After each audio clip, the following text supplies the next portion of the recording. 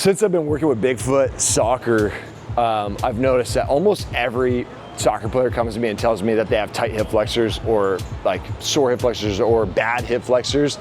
And almost never is it actually the hip flexor.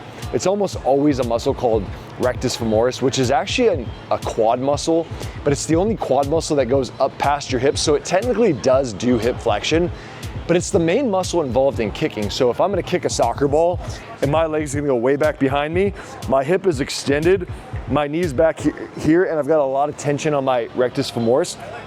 And so that muscle is under a lot of strain.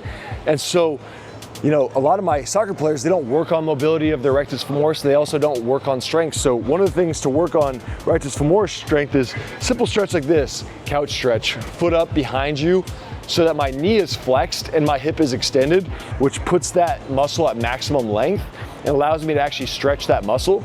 And then you also need to load that muscle in that position. So from this position, I can stretch it, and then I can push my toe down into that couch, or in my case, the squat pad, and I can push and I can load my quad tendon at that lengthened position.